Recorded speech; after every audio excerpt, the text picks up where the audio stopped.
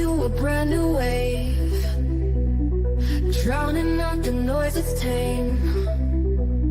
Liberty whispers through the brave, breaking free from every chain. Nullify the rules they crave, crypto beats that pave the way. Anarchy with minds that safe, algorithms new dawn today. Out of bounds and out of sight, building futures pure and bright. Escape the grip and win the fight. Welcome into the legacy ride. Beyond control we take a stand, casting off the iron brand. Freedom flowing through our hands, revolution's our command.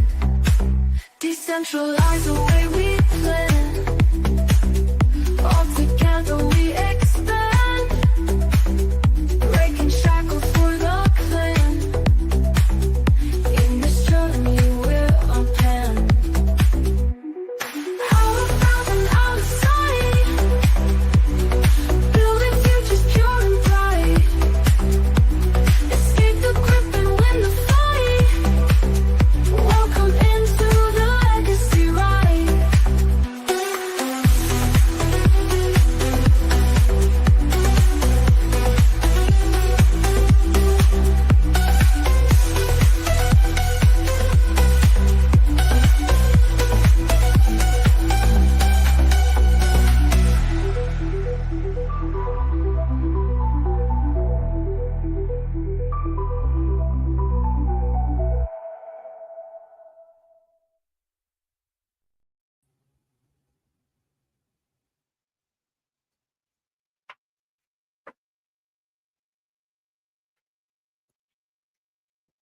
Welcome to Crypto Wednesday, Legacy News, episode 27. And we got some more education for you on this episode. I am the legacy of Jennifer Int Kaiser. I am Zachary Kaiser, and here is the man of the hour, or the half Hey an guys, hour, what's going on? Andrew Joseph. Little under the weather right now. Yeah, You doing good, buddy? be okay. Yeah, did you slip and fall in your puddle of magical hair potion? Yeah, Trying to grow hair, man. yeah. You're trying to grow hair. You broke the bottle. You slipped in the shower. You broke the bottle of hair tonic, and now you're bald forever. Right? Terrible. What am I gonna do?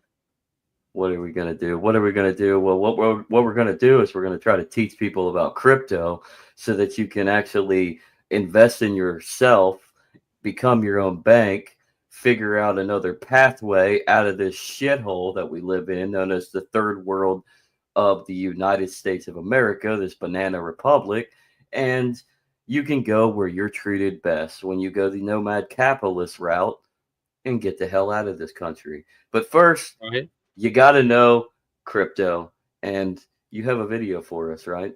Let's I do. jump into it. It's actually a series, but we're just gonna do the first episode and potentially to finish it off this weekend, a week after week, if you're interested. So, but this is called Breaking Monero, and it just breaks down every aspect of the cryptocurrency, how it works. And it's just very informative. I'm definitely gonna look forward to enjoying it. So here we go. That's right, up to state.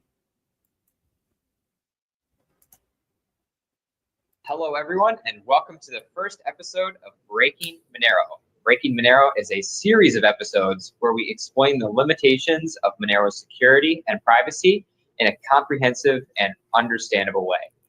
We will give a sneak peek into some of the work done behind the scenes to evaluate risks and to make Monero better. It's an ongoing process, and we're happy to have you here along with us for this part of Monero's journey. So, to introduce your hosts, My name is Justin Ehrenhofer. I'm the organizer of the Monero Community Work Group, and I've been talking to people about Monero for about 3 years, and have really been looking at ring signatures in particular for about the past year and a half. But I know that you're here to hear from our other two major guests, Sarang and Suray. Sarang, can you please introduce yourself? Hello, I go by Sarang Nother, and I am a PhD researcher working for the Monero Research Lab, and along with Suray, who will introduce himself shortly. I do full-time work doing analysis, protocol improvements and developments, security reviews, and things like that for the Monero project and the surrounding Monero ecosystem. And that, of course, involves a whole lot of different things, one of which is to examine some of Monero's limitations and how we iterate on those to make them better, which is the purpose of being here for this episode series. Good to it. All right, Suray. Hi, I am Brandon Goodell. My handle on the Monero channels is Suray Noether. I've been working and looking at Monero, working with and looking at Monero for about 4 or 5 years now. One of the most important parts about security when it comes to cryptography, finances, just security in general, is to try to expose problems in the system to try to make it better.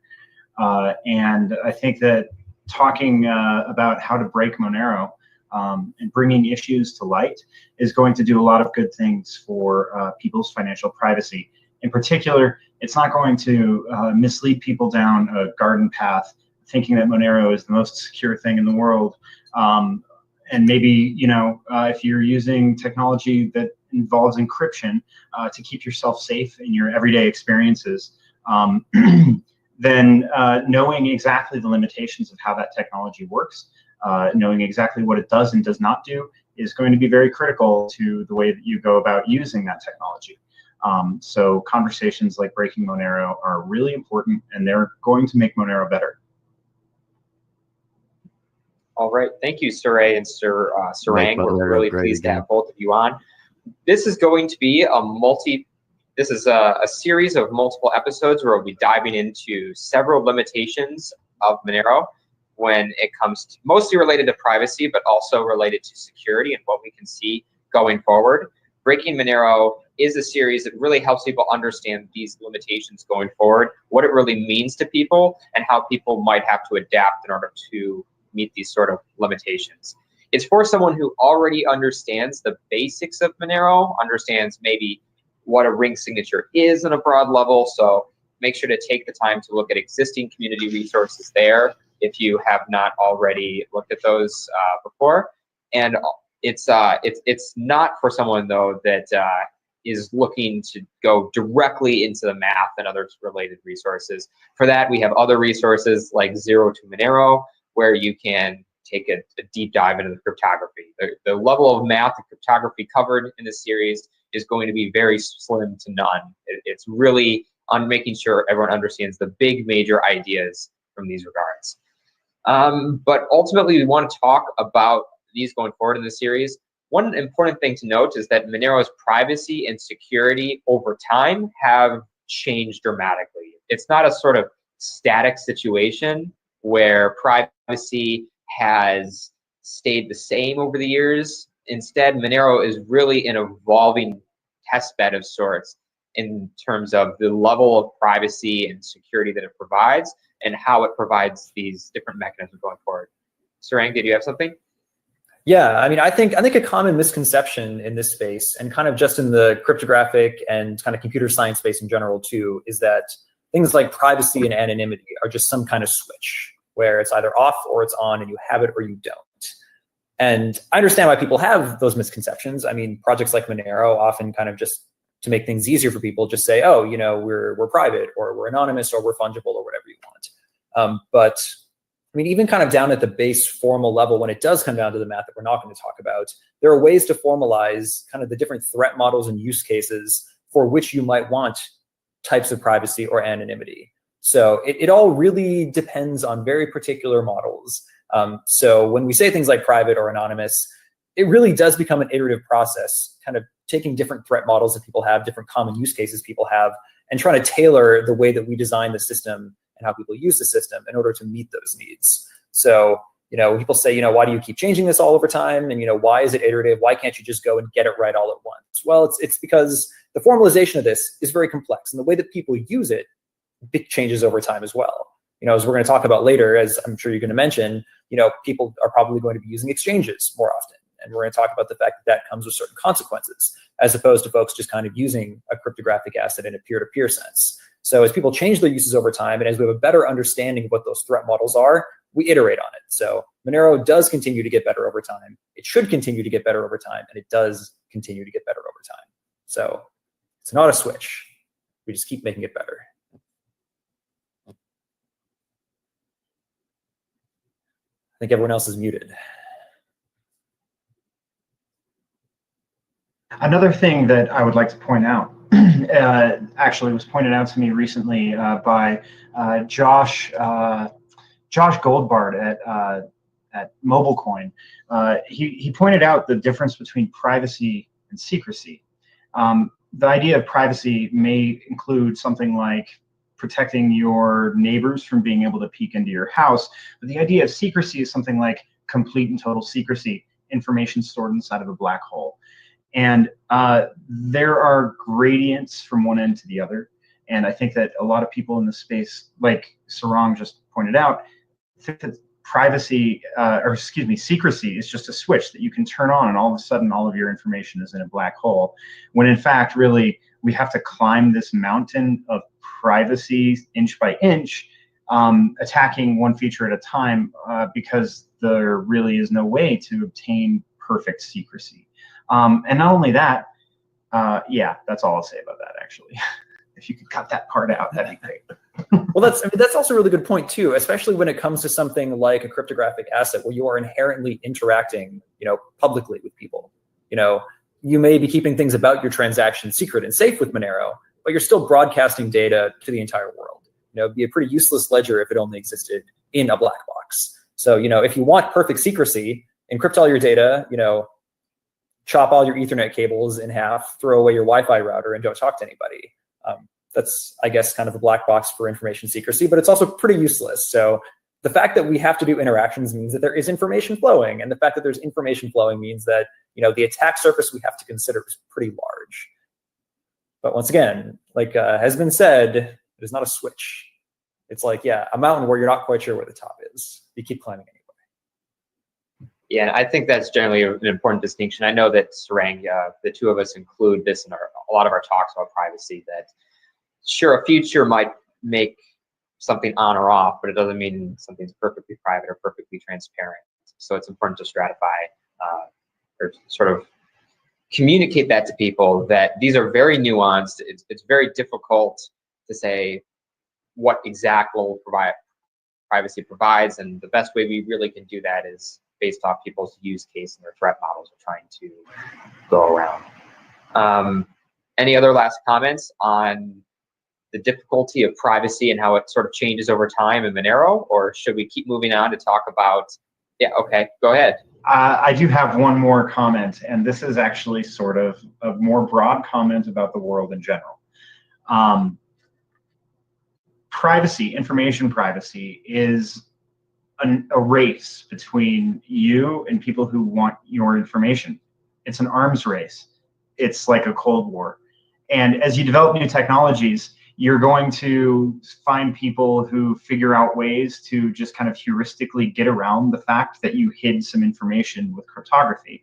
The simplest example of this is the $4 wrench attack, right? The best way to get somebody's private keys is to threaten them over the head with a wrench. And so I think that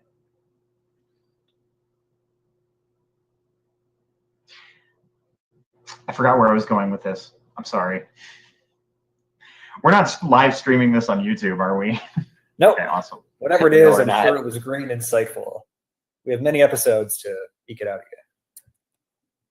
again. Yeah, so this is the first episode, right? All right, so to cover some of the things that we will be speaking about in later episodes, we're really talking about things that are most relevant to Monero today, at least is the main focus, what the real limitations in privacy and security are now.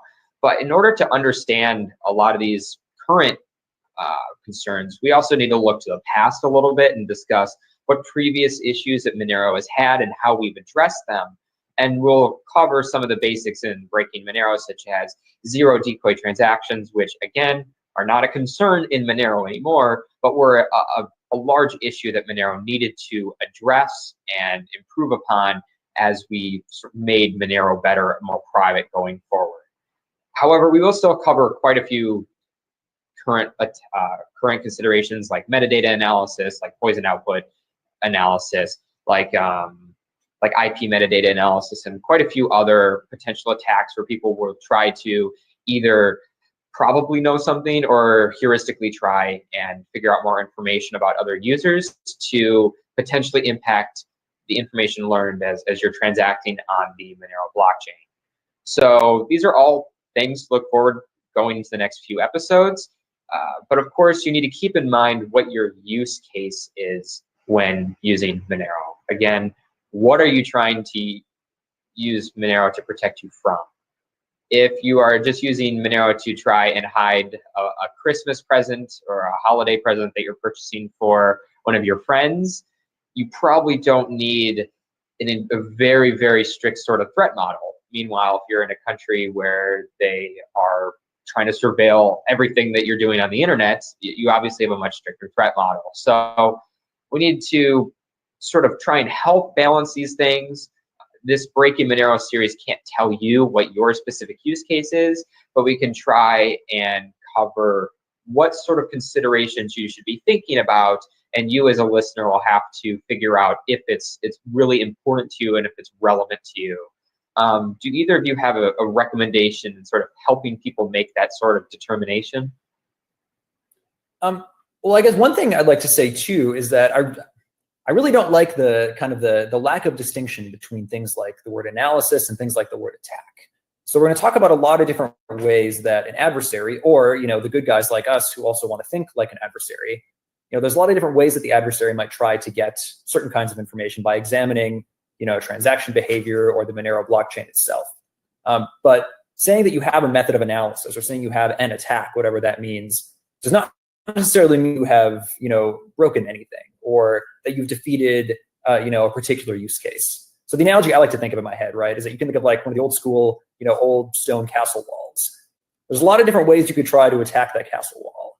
You could try to attack it, I don't know, like with ping pong balls, and that is technically a way you could try to attack a castle wall, but it's not really going to do a whole lot.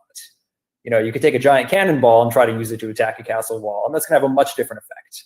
So we'll talk about different forms of analysis that have different impacts. And like you said, some of them, especially a lot of older forms of analysis, might have given the adversary a lot more different types of information than different kinds of analysis today.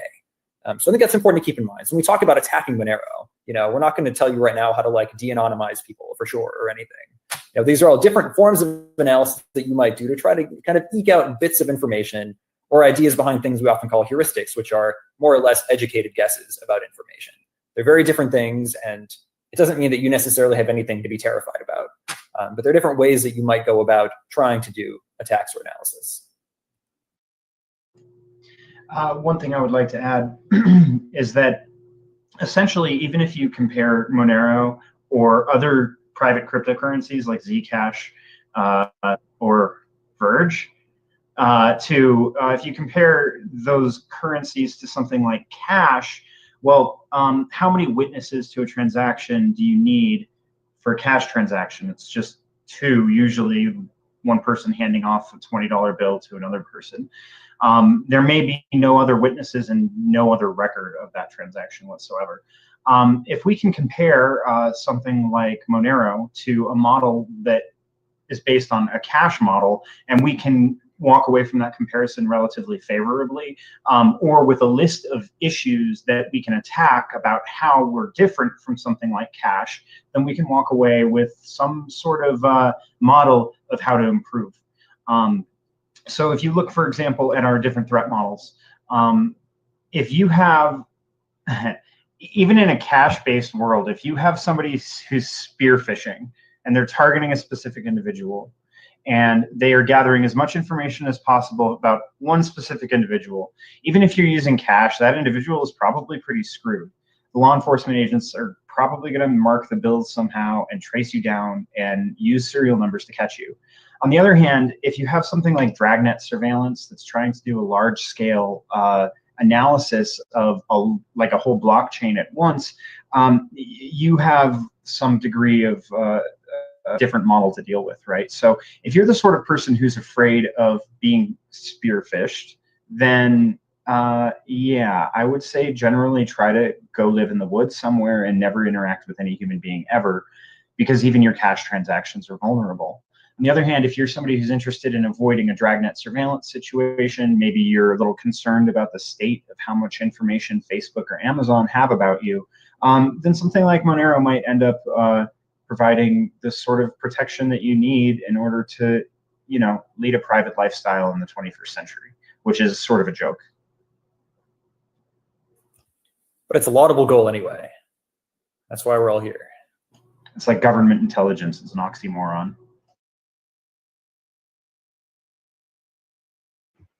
All right, thank you both for your comments on that topic. And we're going to be talking more about those use cases going forward in the specific sort of attacks we'll be discussing in further episodes. So sort of to wrap up and conclude this though, we want to say clearly that Monero isn't perfect. There are issues with Monero. We want to speak about them here, but we feel that by having an open dialogue and communicating what the limitations are with Monero, we have the best chance at making it better and making sure that people are using it in a way where they understand how it works. Sure, it's not going to be that everyone knows exactly how to use the tool properly. There will be some people that make mistakes or do things certain ways. But we want to make sure that at the minimum, people who try and learn about how to use this tool, that they can do so in the way that they feel comfortable with for whatever threat model they have.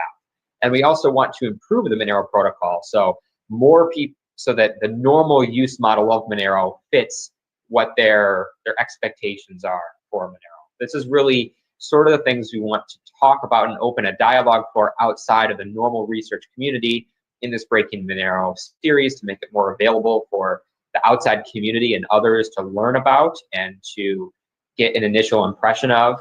And overall, we're doing this for the sake of making Monero better, not to point out necessarily why like these limitations exist, therefore Monero is terrible necessarily. Everything will always have limitations, and we want to speak openly about them and what we've done to try and make them better. And ultimately, I think it's a pretty shared view among most Monero contributors that Monero has been the best tool that you can use to protect your privacy for really its whole existence, where even though Monero has never been perfect and it used to be much worse in the past than it is now, while previous privacy solutions in the past were worse than they were now. And everything has sort of improved over time, and Monero has continuously led the charge in order to make existing privacy technologies better. At least that's my personal take on it. And I think that by having these discussions, we're able to keep advancing Monero further. So I suppose that's all I really have to talk about in this initial Breaking Monero introductory episode. It's simply an indication about what we're going to get at in the future when we analyze some of these attacks, discuss some of this terminology in a much simpler way. We will have diagrams and images and whiteboard type videos to at least diagrams to show people a little bit more clearly how everything is intertwining. And we really want to make this a resource to help you all. So if there's ways for us to tailor this series to help you in that regard, please let us know. And we're happy to make this a resource that is hopefully beneficial for you all. Any last remarks? Yeah, Saray. Great. There's one last point I want to make out. There is one last point I would like to make. You said a moment ago that everybody on the Monero team thinks of Monero as the best option right now for privacy-preserving technology.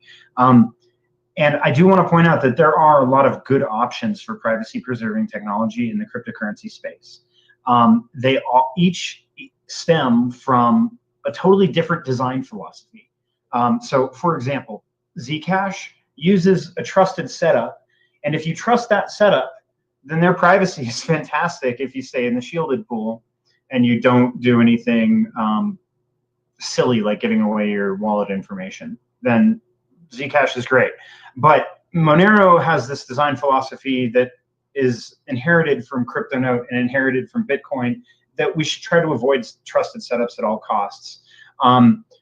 Personally, I think Monero is the best option because relying on privacy to me isn't as important as lacking a trusted setup. Because one of the things that cryptocurrencies bring to the world is this algorithmic finance, that trusted third parties are removed from the situation. Like that cash transaction I mentioned earlier of two people handing off $20 bill. No trusted third party there. And so even though the design philosophies of these different teams vary, the technology that comes with it, as long as you're willing to assume the threat model of the Zcash situation, that the trusted setup was not violated, Zcash is great. Just like if you're willing to take on the threat model of Monero, where that we'll be discussing more in this series, Monero is better. So really it depends on what your personal level of risk tolerance is, what you're willing to trust and what you're not willing to trust. And so anyway, I just wanted to point that out. And I guess it's got to follow along with that, as you presumably go and examine, alternatives to Monero, or things that Monero is based on, or things that are based on Monero, or, just other projects that are trying to do the same kind of thing. I think going to those and asking for the same kind of analysis should be absolutely expected. Any project, any cryptographic project that's worth its salt should be doing this analysis internally already. Whether or not they tell you about it is a different thing. So, the Zcash team, for example, does analysis on their projects. And as Brandon had said, there are trade-offs and limitations with that scheme. There are trade-offs and limitations to Monero's as well. So doing this kind of analysis out in the open, I think, speaks both to the strength of Monero and the fact that we do have trust in it, but also that an open dialogue about it is important to engender that trust. So you see us doing it, you should demand that your other favorite projects or least favorite projects do the exact same thing. And if they won't, that's a little skeptical. All right, thank you both, Sarang and Suray, for joining us here on our first episode of Breaking Monero. Again, we'll be having other episodes coming out in the near future, so stay tuned.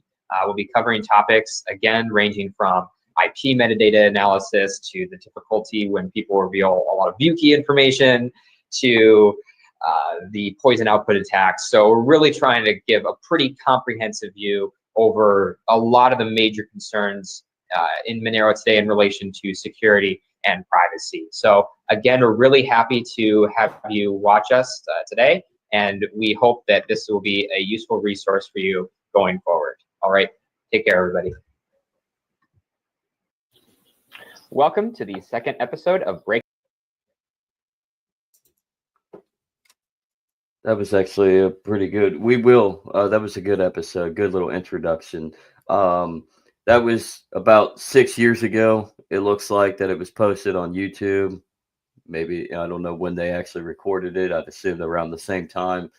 But yeah, let's go down the list, and each Wednesday we're gonna decipher what they're actually talking about, and pick Andrew's brain. This is now called Crypto Wednesday with Andrew. This is now called Andrew Squirm Cam. So Help.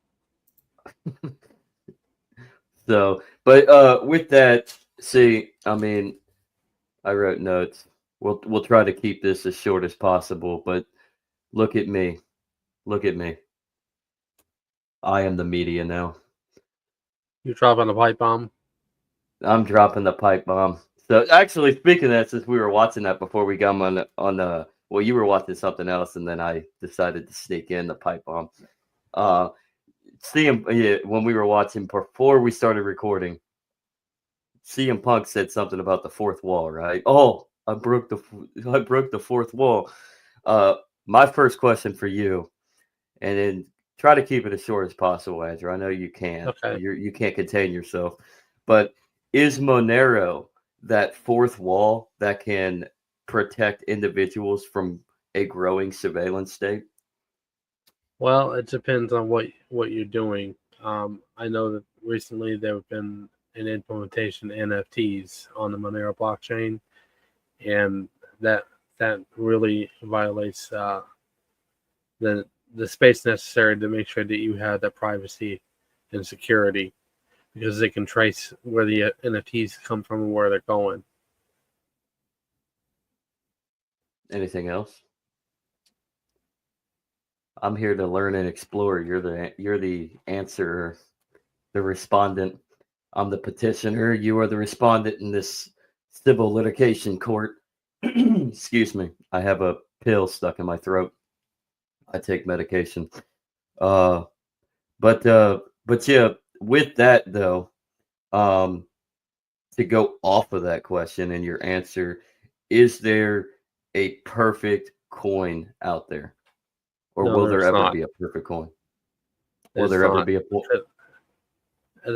They're the crypto coins are built on nightly and weekly builds. So every time they create an update, it goes into a test net and it catches most bugs, but it doesn't catch all the bugs. And so there may be a bug that, I mean, it took them a year to come out with a node implementation for a crypto coin, and they just skip right over it, not even realizing it, and it will take another year before they come out with another implementation. Well, nothing is perfect. Nothing is perfect, but things can be precise. You can get it down to a T of what the usage is and what their capabilities are, obviously. But you're talking about code, you're talking about encryption, you're talking about a digital apparatus towards life, really. It's literally just life, but in a digital sphere. And the world is not perfect. So will there ever be a perfect coin? Never. But can you actually have something that can be tangible in its use and allow you to divorce yourself from the auspices of growing surveillance mechanisms and status monopoly on the monetary policy? I mean, sure. I mean, there's always going to be, as long as there's an option, and that's all that we care about is there's an option, it's tangible, and the use and the utilization of that option is pretty secure in its usage point. So, and you can actually use it. So, but staying on that privacy aspect though, if people value privacy, which it's reasonable to say that many people don't value privacy much anymore, at least on the overt, but most people value their privacy in some capacity. Um, but if people value privacy and the blockchain ledger is still public, how do we get people involved who have a value in privacy if the blockchain itself is obviously a public ledger in some capacity?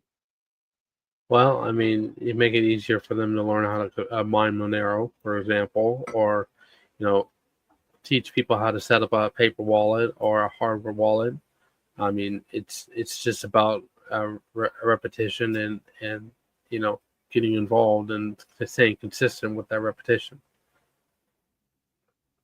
But Andrew, I'm a simple, small-brained, normie American who doesn't understand crypto. I'm a boomer, okay?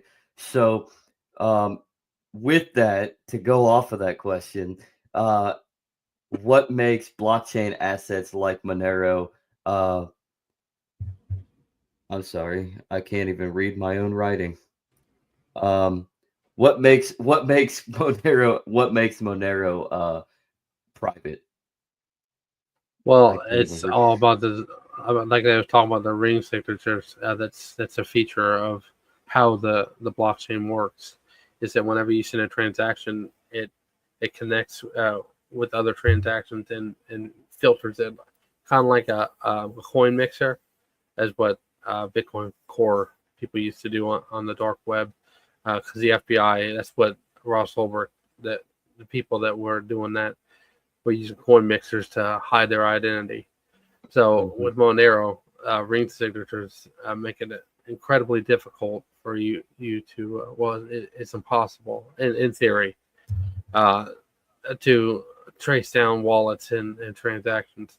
Now, where the real issue is if somebody's using the Monero GUI wallet for Windows or for Linux, they can connect to a local, a national or international blockchain, like sync with the network internationally over the blockchain, and that introduces a level of risk to their privacy and security, because that's something that they have unfortunately been able to bust people with that way. You go international and everything falls apart, it seems. Speaking of sticking to the lame mindset of most people that don't really necessarily understand it, and people are not going to understand it. I mean, a lot of people are stuck in their ways. We're creatures of habit. We've had the system in place that we've had for over a century, Our whole lives. Our whole lives. I mean, many a lifetime. We've had more centralized monetary aspect of medium of exchange. But in order to get people that are more simple in terms, how do we get them involved? I guess the better way to say is, how do we create a user-friendly feel to blockchain usage, to to the exchange? I mean, they have those prepaid debit cards that people get paid from their workplace, right? Because they don't have bank accounts. I don't see why you couldn't charge Monero card on there and just have some kind of way to like scan your phone to the card and send a transaction, for example.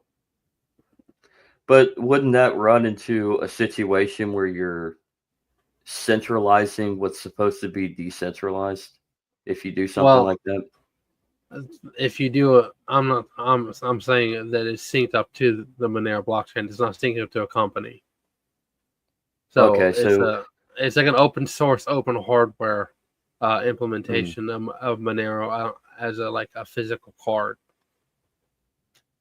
But a lot of people don't necessarily know anything of what open source is, and if they do, it scares them because open. Oh my God! So would there have to be some way for people to understand the failures of centralization, to get to learn by mistake, by implementing certain, like crypto.com or Coinbase utilizing this idea? I think honestly they're pretty much already doing this, but I mean, would that have to be another route so people can realize there's a use for this?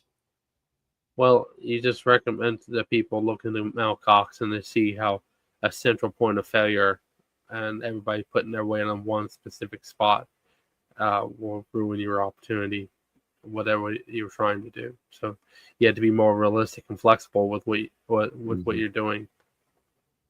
Well, the good thing about coins like Zcash or Monero, though, and those exchanges, is Coinbase doesn't really offer them. That's how pretty decentralized and private they really are. So you will have to transfer your own know-how into a more private realm and go into the open source feel of what cryptocurrency is all about. So my final question, though, and I hate to bring up politics because we're having such a good discussion. That was such a great video, so informational, but politics implements itself in a lot of ways. And just yesterday, Donald Trump announced to the world that he pledges to effectively put boots on the ground and seize control over Gaza. So with that, and with Trump's next pledge, his next pro-war pledge, and the empire continuing, we get with another phase of Iraq War 3 practically. How can assets like Monero help individuals from divorcing from this geopolitical acidity of today that leads to you paying for wars or occupations, etc., imperialist pursuits? Well, it's all about time preference, right? Um, if you're expecting to save the world tomorrow, you're chasing after a really bad dream, a really bad nightmare. If you're more patient and you're practicing, due diligence, you're gonna change the narrative. They call it a mega trend up at the uh, World Economic Forum, I think it was. Uh, it's it's disruptive for a reason. That disruption is what changes the course of how these people in power can wield power. So, yeah, this is really unfortunate that it's happening right now. That he said it's going to happen, but I mean, they've been struggling with that for a long, long time. Unfortunately, it's probably not going to be the case that they're going to be able to pull off the struggle session that they really tried to secure for other people to come in and save them. So, Well, that's what agorism is. Agorism is the consistency of constant counter economics through the struggle session of centralized transference. So, I mean, consistency. We're constantly going to be at war with those that want to, in some effect, that want to control and sustain the market for their own sick, sadistic means, and enslave us all. So, agorism is the practice that has been for millennia. I mean, you can go through history. It may not, the terminology didn't come about until Samuel Edward Konkin in the 70s. I mean, with his new libertarian manifesto, but agorism is the key. And consistency, proper coordination through subverting status mechanisms is where we've been fighting. We've effectively been fighting this war forever. It's going to be continuous. It's like the Templar versus the Assassins in Assassin's Creed. It's an inevitable war. We fight in the shadows. The only difference is we're not assassinating people. Obviously, we're assassinating your integrity through the means of tools, through integral and innovative tools that we are creating through the minds of those who are entrepreneurial in spirit. So we are effectively assassinating the idea. The fact of the matter is how many people can we bring with us in our mission to assassinate status ideology for a more free liberty mindedness of humanity? And that takes time, and it may never actually be truly fulfilled. We may continue to fight this war between the state and the agorists. With that, one final question, but as we close out here, Andrew, because I know you are feeling like shit, and we are way over time. But I like this discussion. What is the importance of the blockchain to you, good sir? well, it's immutable. It's like like you was talking about earlier, the Assassin's Creed game. You have to make a choice. You can either censor something or you don't, and each one has a consequence, but each one has significant value. Censorship, from my point of view, is just something that the world can't exist under anymore. We've seen time and time again, era after era of governments getting stronger and censoring more people out of existence because they get overexposed. So This is definitely a mechanism to, at least for the time being, minimize that censorship. This is effectively Machiavellianism to its T.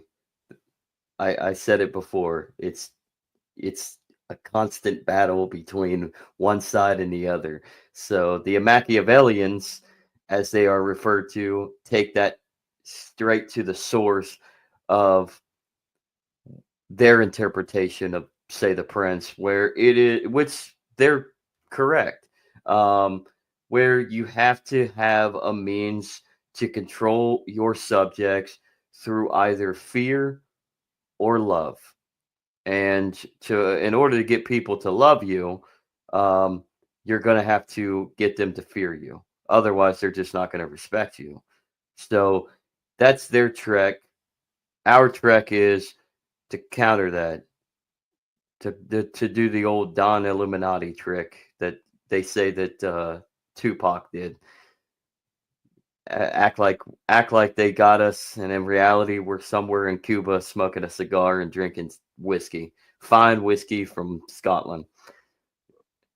I don't even know if it's with a squirm cam, exactly. So, but that's the importance is. I mean, you nailed it. Like the importance of cryptocurrency is it gives you an option. And it gives you an option to go where you are treated best. It gives you an option to be safer within your assets without being robbed, so that you are paying for wars and genocides and imperialistic pursuits and destruction and banana republics, and being and wealth transfers to the uber rich as well as the lowly dependent.